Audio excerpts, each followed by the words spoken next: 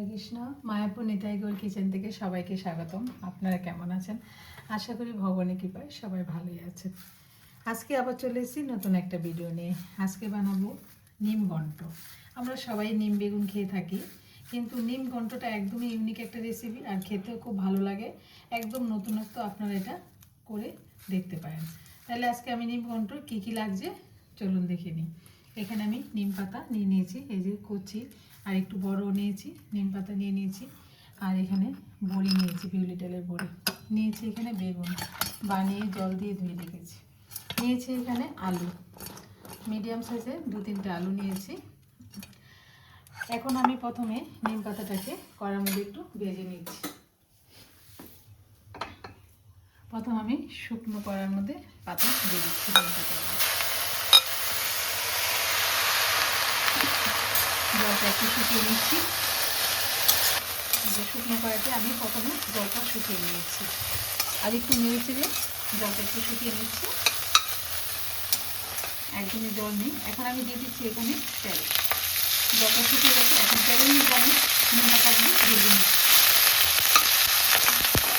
দেখুন, এই যে নিম পাতাটা খুব সুন্দর ভাজা হয়েছে। এখন এটা আমি নামিয়ে দিচ্ছি। দেখুন, এই যে নিম পাতাটা ভেজে নামিয়ে নিয়েছি, এই যে নামিয়ে নিয়েছি। এই দেখুন নিম পাতাটা কত সুন্দর মুচমুচে হয়েছে।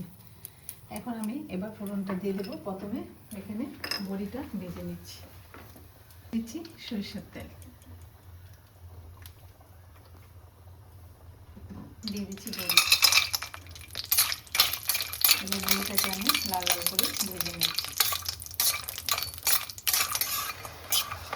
দেখুন, এই যে বড়িটা লাল লাল হয়ে গেছে। এখন আমি বড়িটা নামিয়ে দিচ্ছি।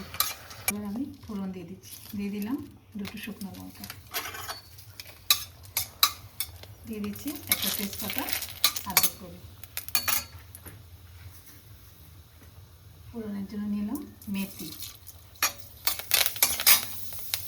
নিয়ে নিচ্ছি 2টো কাঁচা লঙ্কা, দিয়ে দিচ্ছি আদা। ভালো করে একটু আদাটা ভেজে নেব।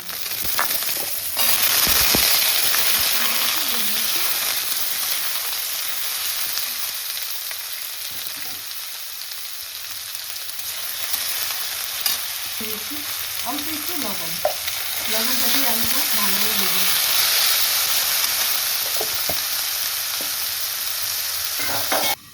এই যে দেখুন, নিম পাতাটা ভাজাটা একদম ঠান্ডা হয়ে গেছে। এখন হাত দিয়ে একটু আমি গুঁড়ো করে নিচ্ছি। এই যে একদম মুচমুচে হয়ে গেছে, একটু গুঁড়ো করে নিলেই হয়ে যাবে।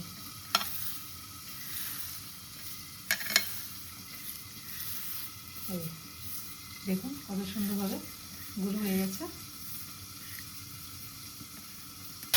এই যে আলুটা একটু ভাজা হয়ে গেছে। এখন দিয়ে দিচ্ছি বেগুন।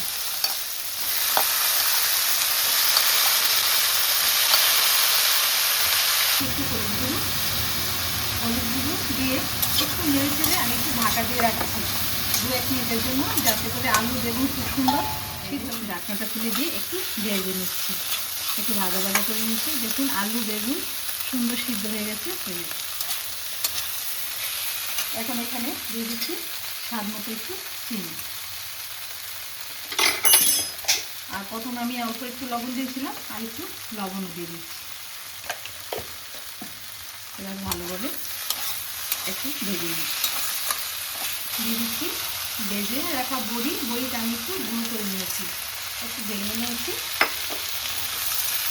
বড়িটা দিয়ে একটু ভেজে নিচ্ছি। আর এটা যেহেতু নিম ঘন্ট মানে খুব সুন্দর একদম মাখো মাখো হবে। আর এখানে আর একটু দিয়ে দিচ্ছি ঘি, অল্প পরিমাণে একটু ঘি দিয়ে দিচ্ছি।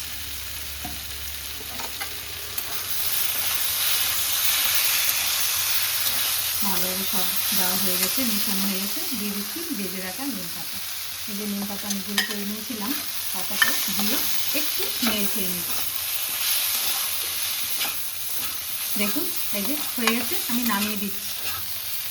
দেখুন এই যে রেডি হয়ে গেল নিম ঘন্ট। আলু বেগুন বড়ি দিয়ে নিম ঘন্ট, অপূর্ব লাগে এটা। আর এই নিম তো ভগবান মহাপ্রভুর খুব প্রিয়।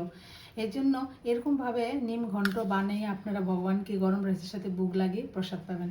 আর যারা এই নিম বেগুন না খায় তারাও এই ঘন্টটা খাবে, অপূর্ব টেস্ট হয় এটা।